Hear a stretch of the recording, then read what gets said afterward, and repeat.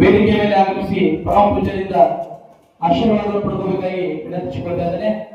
ಶ್ರೀಮತಿ ಸುನಂದಾ ನಿಪ್ಪಾಣಿ ಪಾಟೀಲ್ ಚಡ್ಚಣ್.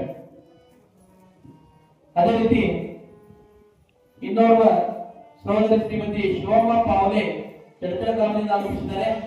ಅವರು ಕೂಡ ವೇದಿಕೆ ಮೇಲೆ ಹೋಗಿ ಪರಮ ಪೂಜ್ಯರಿಂದ ಒಂದು ಆಶೀರ್ವಾದವನ್ನು ಪಡೆದುಕೊಳ್ಳಬೇಕಾಗಿ ವಿನಂತಿಸಿಕೊಳ್ತಾ ಇದ್ದೇನೆ.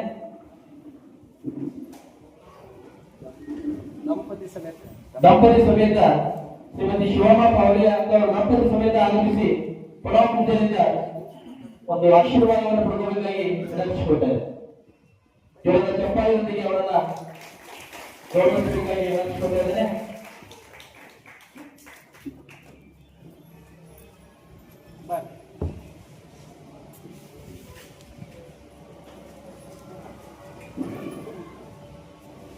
ಅದೇ ರೀತಿ ಶ್ರೀಮತಿ ಸುನಂದಾ ನಿಪ್ಪಾಣಿಯವರು ಕೂಡ ಪರಮ ಪೂಜ್ಯರಿಂದ ಆಶೀರ್ವಾದ ರೂಪದಲ್ಲಿ ಗೌರವ ಸನ್ಮಾನ ಜರುಗ್ತಾ ಇದೆ.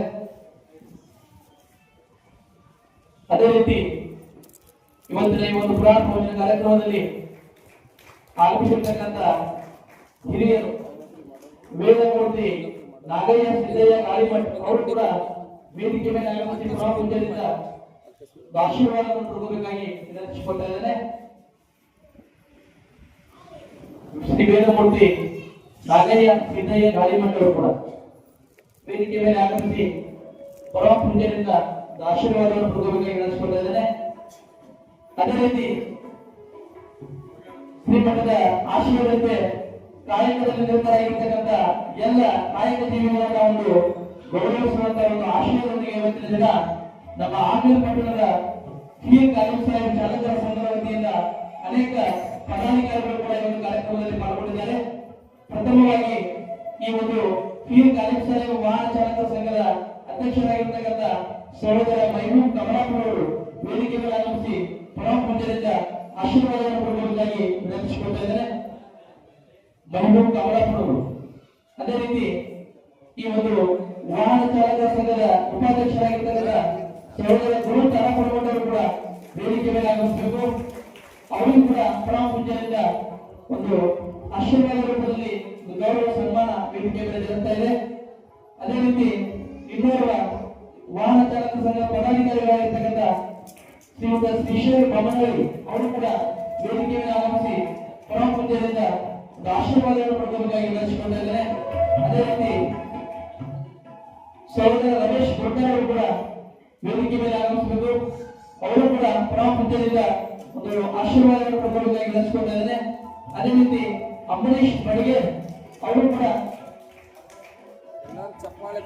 ಅದೇ ರೀತಿ ಇನ್ನೋರ್ವ ಸಹೋದರ ಅಬ್ದುಲ್ ರಜಾಕ್ ಪಲ್ಟನ್ ಅವರು ಕೂಡ ವೇದಿಕೆ ಮೇಲೆ ಆಗಮಿಸಿ ಪರಮ ಪೂಜ್ಯರಿಂದ ಒಂದು ಆಶೀರ್ವಾದವನ್ನು ಪಡೆದುಕೊಳ್ಳಬೇಕಾಗಿ ವಿನಂತಿಸಿಕೊಳ್ತಾ ಇದ್ದಾರೆ.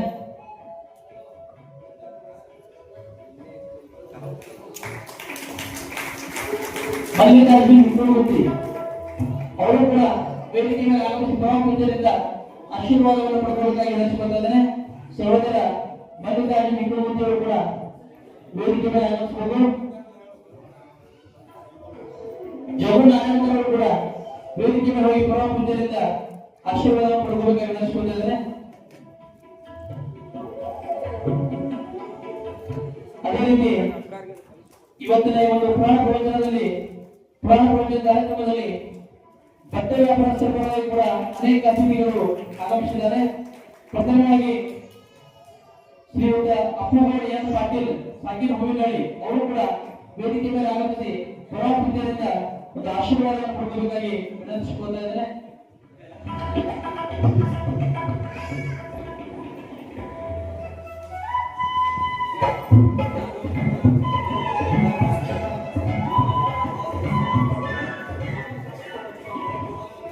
ಅದೇ ರೀತಿ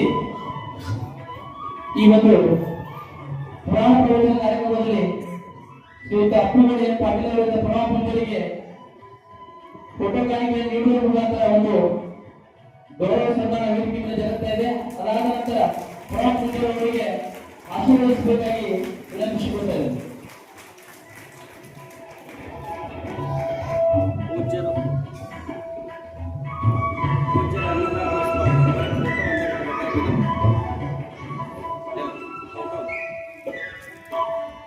ಕೇವಲ ಪ್ರಧಾನ ಪಂಚರು ಕಾಣಿಕೆಯನ್ನು ನೀಡುವ ಮುಖಾಂತರ ಗೌರವಿಸಬೇಕಾಗಿ ಅನಿಸ್ಕೊಳ್ತಿದ್ದಾರೆ.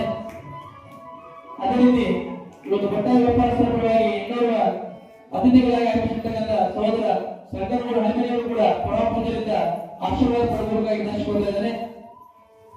ಅವರು ಕೂಡ ವೇದಿಕೆ ಮೇಲೆ ಆಗಮಿಸಿ ಪ್ರಧಾನ ಪಂಚರಿಂದ ಆಶೀರ್ವಾದವನ್ನು ಪಡೆದುಕೊಳ್ಳಬೇಕು.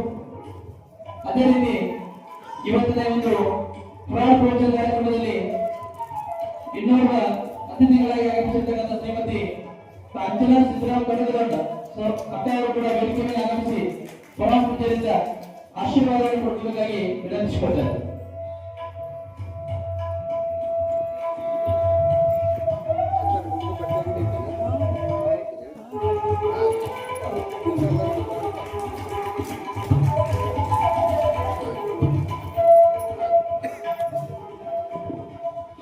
ಶತಮಾನದ ಅಣ್ಣ ಬಸವಣ್ಣನವರ ವಾಣಿಯಂತೆ ಕಾಯಕದಲ್ಲಿ ನಿರತರಾದ ಜೀವಿಗಳನ್ನ ಶರಣೆಯರನ್ನ ಗೌರವಿಸುವಂತ ಒಂದು ಆಶಯದೊಂದಿಗೆ ಇವತ್ತಿನ ದಿನ ಶ್ರೀಮಠದಲ್ಲಿ ಅನೇಕ ಭಕ್ತಾದಿಗಳನ್ನ ಒಂದು ಗೌರವಿಸಲಾಗ್ತಾ ಇದೆ. ಇವತ್ತಿನ ಒಂದು ಪ್ರಾಣ ಪ್ರವಚನ ಕಾರ್ಯಕ್ರಮದಲ್ಲಿ ಶರಣರಾಗಿರ್ತಕ್ಕಂಥ ಶ್ರೀಯುತ ವಿಶಾಲ್ ಸೋಲಂಕರ್ ಅವರು ಕೂಡ ಪುರಾಣಿಕರಿಗೆ 50 ರೂಪಾಯಿ ಕಾಣಿಕೆಯನ್ನು ಕೊಟ್ಟಿದ್ದಾರೆ, ಗವಾಯಿಗಳಿಗೆ 50 ರೂಪಾಯಿ ಕಾಣಿಕೆಯನ್ನು ಕೊಟ್ಟಿದ್ದಾರೆ. ಅದೇ ರೀತಿ ತಬಲಾವಾದಕರಿಗೂ ಕೂಡ 50 ರೂಪಾಯಿ ಕಾಣಿಕೆಯನ್ನು ಕೊಟ್ಟಿದ್ದಾರೆ. ಅದೇ ರೀತಿ ಇನ್ನೋರ್ವ ಶ್ರೀಯುತ ಚಂದ್ರಕಾಂತ್ ಜಮಾದಾರ್ ಸಾಕಿಬ್ ತೊಗಡಿ ಇವರು ಕೂಡ ಗವಾಯಿಗಳಿಗೆ 250 ರೂಪಾಯಿ ಕಲಾ ಕಾಣಿಕೆಯನ್ನು ಕೊಟ್ಟಿದ್ದಾರೆ. ಅದೇ ರೀತಿ ತಬಲಾವಾದಕರು ಕೂಡ 250 ರೂಪಾಯಿ ಕಾಣಿಕೆಯನ್ನು ಕೊಟ್ಟಿದ್ದಾರೆ.